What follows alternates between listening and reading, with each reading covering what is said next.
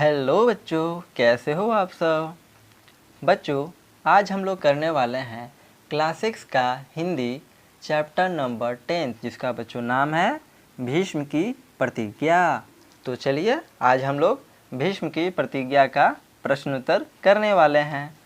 तो पहला प्रश्न है बच्चों, शांतनु कहाँ के महाराजा थे। तो इसका उत्तर है शांतनु हस्तिनापुर के महाराजा थे। दूसरा प्रश्न है बच्चों, निषाद राज ने राजा से अपनी कन्या का विवाह के लिए क्या शर्त रखी। उत्तर है निषाद राज ने राजा से अपनी कन्या के विवाह के लिए यह शर्त रखी कि मेरी पुत्री से उत्पन्न बालक ही राजगद्दी पर बैठेगा, तब हम अपनी कन्या का विवाह आपके साथ करेंगे। यह शर्त रखी थी। तीसरा प्रश्न है बच्चों, राजा को निषाद राज की शर्त मानने में क्या कठिनाई थी। तो इसका उत्तर है राजा को देवव्रत नामक एक पुत्र थे जो महान योद्धा थे। उनमें राजा होने के सारे गुण वर्तमान थे। निषाद राज की शर्त मानना देवव्रत के साथ अन्याय होता। राजा से देवव्रत के प्रति अन्याय करना असंभव था, यही कठिनाई थी। 4 नंबर प्रश्न है बच्चों, देवव्रत ने हस्तिनापुर की गद्दी पर नहीं बैठने की क्यों प्रतिज्ञा की।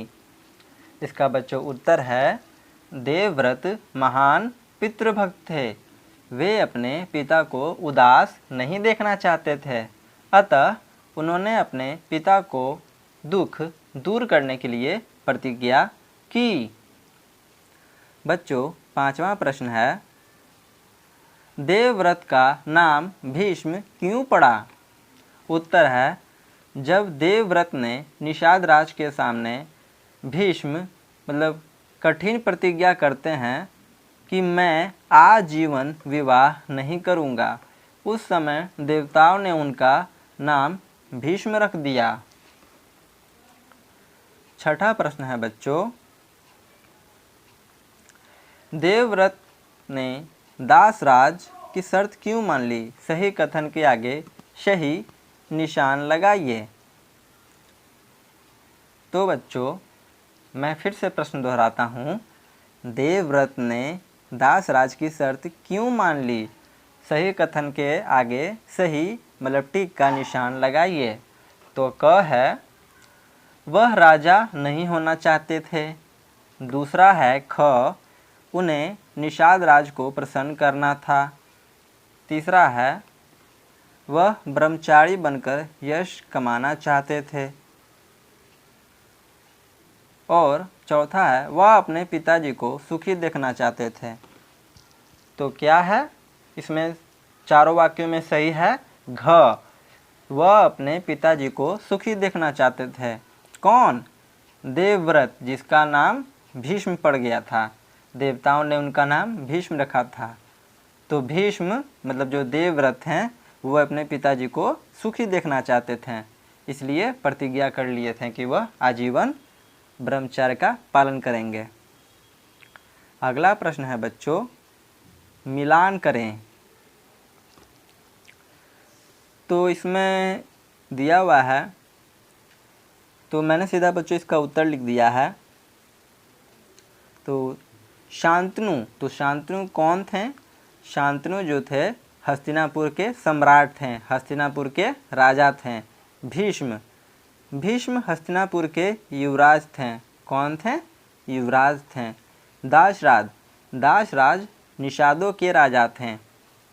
सत्यवती दासराज की पुत्री थी जिनका विवाह शांतनु से हुआ था।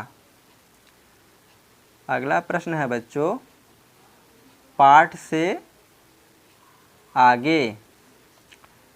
पहला प्रश्न है बच्चों, अगर आप भीष्म की जगह होते तो क्या करते।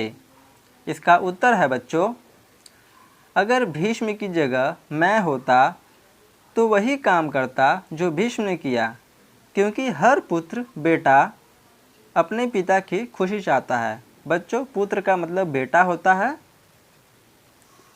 तो क्या इस प्रश्न का उत्तर होगा कि अगर भीष्म की जगह कोई भी होता, जो भी बेटा होता है वह अपने पिता की खुशी ही चाहता है, तो जो देवव्रत हैं वो भी अपने पिताजी की खुशी ही चाहें।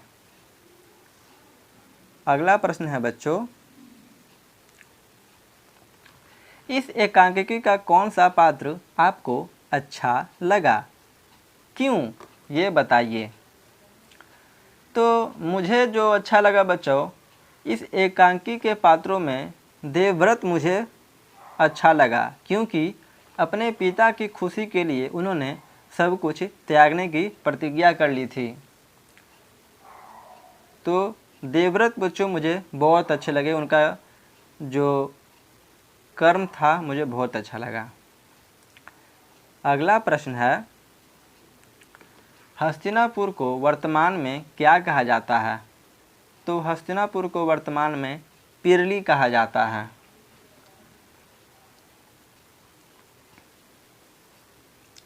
चार नंबर प्रश्न है बच्चों, दासराज की शर्त उचित थी तो क्यों, अथवा अनुचित थी तो क्यों,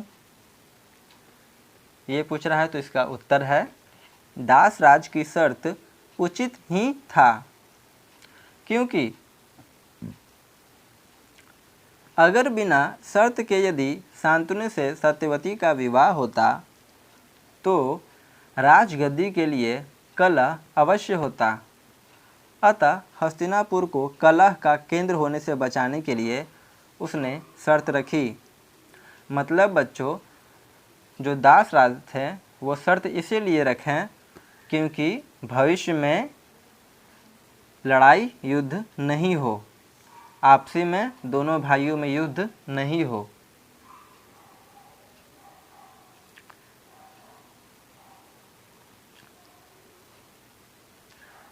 तो बच्चों, अगला प्रश्न व्याकरण है।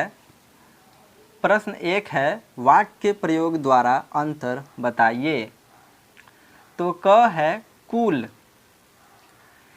इसमें बच्चों दो कुल है, एक जो है वो हर्षीकार उ है और एक जो है दीर्घीकार उ में कुल लगा हुआ है। तो जो पहला कुल है वो गिनने में है, जैसे कुल कितने रुपए थे। और जो दूसरा कुल है तो वो किनारा है। तो गंगा के दोनों कुलों पर सहरे हैं। तो कुलों का अर्थ जो है, दो दीर्घिकार कुल होता है उसका अर्थ किनारा होता है।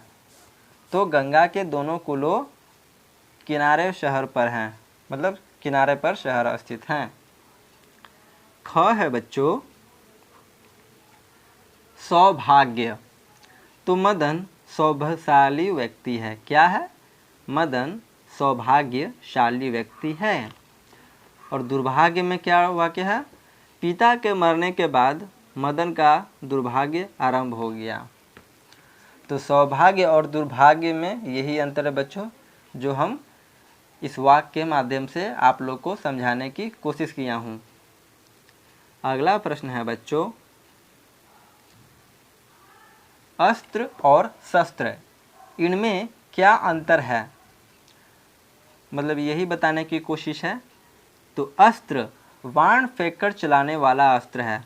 मतलब कि जो कुछ भी हम लोग फेंक कर चलाते हैं वो अस्त्र होता है। और शस्त्र जो हम लोग हाथ से पकड़ कर चलाते हैं वो शस्त्र होता है। जैसे गदा, गदा एक शस्त्र है। जैसे कि हमारे हनुमान जी के पास एक गदा है, तो वो गदा अपने हाथ में पकड़कर ही चलाते हैं। तो गदा क्या हुआ? एक शस्त्र हुआ। अगला प्रश्न है बच्चों, पुरी। एक है हर्षीकार में उ लगा हुआ है और एक में दीर्घिकार उ लगा हुआ है। तो पहला जो पुरी है बच्चों, पहला पुरी का अर्थ नगरी होता है। इसका वाक्य है, द्वारिका शहर को द्वारिकापुरी भी कहते हैं। और दूसरा पुरी है, उसे फिल्म की पूरी कहानी याद है।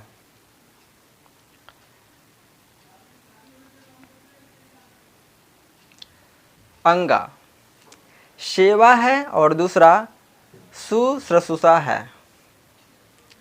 तो सेवा, किसी की सेवा उसके बिना मांगे भी की जाती है, जैसे माँ बाप की सेवा, गुरुजनों की सेवा। ये जो सेवा है ये सेवा कहलाती है। और जो शुश्रूषा है ये भी एक तरह की सेवा ही है बच्चों। पर शुश्रूषा किसी निर्बल या रोगी व्यक्ति के मांगने पर, चाहने पर या इशारा करने पर की जाती है। इसलिए रोगी, कमज़ोर व्यक्तियों और पीड़ितों के लिए सेवा मतलब शुश्रूषा का प्रयोग होता है।